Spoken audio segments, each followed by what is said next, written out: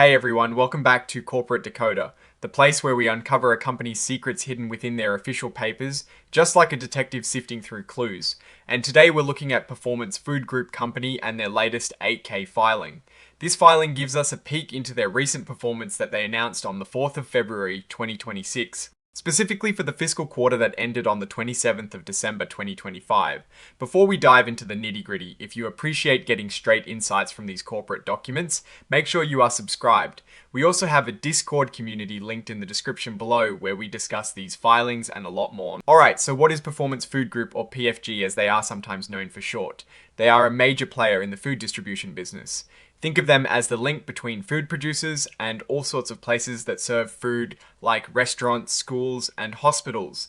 They buy food in bulk and then deliver it to these businesses. It's a complex operation that requires a lot of logistics and a deep understanding of the food industry. Now, something important to note about this report on Form 8 is that it is primarily announcing their results for the fiscal quarter that ended on the 27th of December 2025. The core of this filing points to a press release that PFG issued on the 4th of February 2026. This means the company is sharing its operational performance and giving us a snapshot of how they performed financially in that past quarter. So we're not getting a whole lot of new operational details directly in the 8K itself beyond the announcement and the exhibits. The real meat is in that press release they're referencing. PFG is a publicly traded company, meaning its shares are bought and sold on stock exchanges. Their common stock is traded on the New York Stock Exchange under the ticker symbol PFGC. This ticker symbol is how investors can easily find and trade their stock. Knowing this is important because it means their financial performance directly impacts their stock price and, therefore, their investors. The most significant piece of this filing is Exhibit 99.1, which is the press release itself.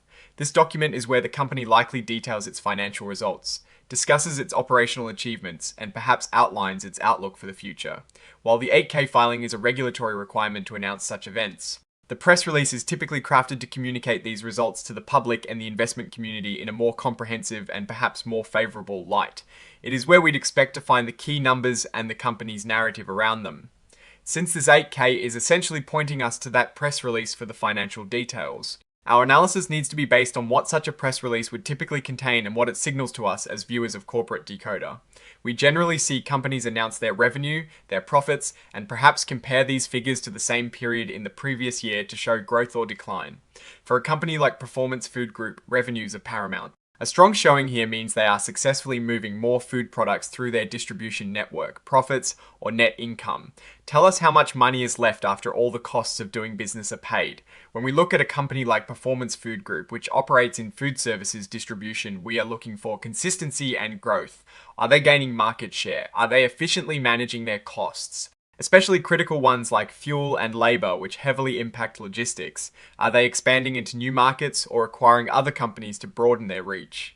These are the kinds of strategic moves that a press release accompanying such a financial update would typically highlight, and these are the things that indicate the company's direction. Let's imagine what the key numbers in that press release might have shown. For instance, if their revenue for the quarter showed a significant increase, say 10% above the previous year, that would mean they sold considerably more food.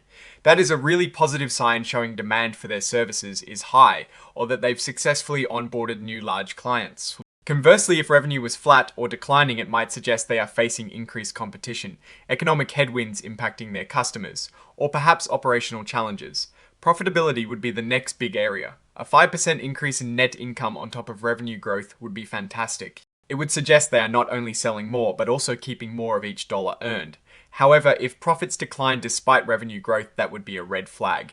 It would point to rising operational costs, perhaps inflation in food prices, or inefficient cost management. For example, a 2% drop in profit margin could mean that for every dollar of sales, they are making 2 cents less than before. This might not sound like much, but over millions of dollars in sales, it adds up.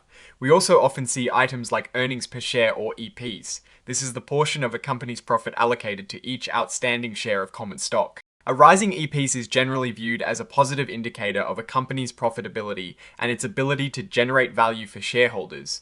If the press release showed a strong EPS growth, it would likely be a big talking point for Performance Food Group. Considering external factors, the food service industry is dynamic. Consumer spending habits, inflation rates, and labor availability all play a huge role. If consumers are dining out more, it is good for distributors, like PFG.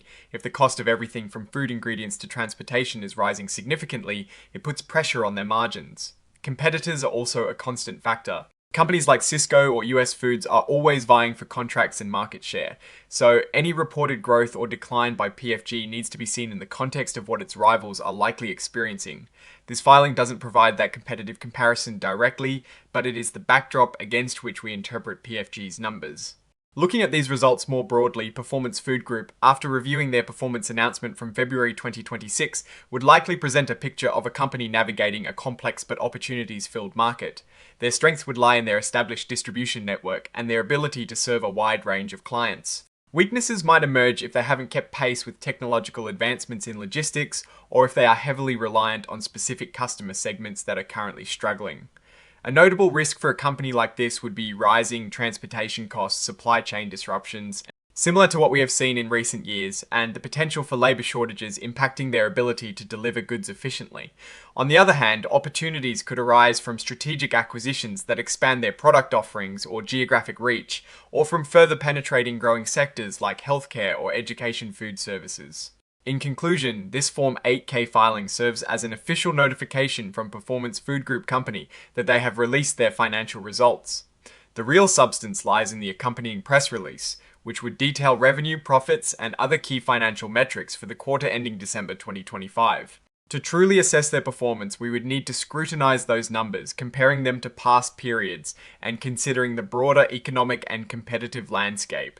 Without that press release directly embedded, we are inferring the likely content and its implications, based on past trends and industry dynamics. Expect PFG to be evaluated on its ability to grow sales while managing costs effectively in a challenging but essential sector. Alright, that is our decode of this Performance Food Group filing. What's your take on these numbers and what they signal for the company's future? Drop your thoughts in the comments. If this analysis was valuable, hitting that like button really helps, and subscribe for more deep dives. Don't forget to check out the Discord in the description. Thanks for watching, see you next time.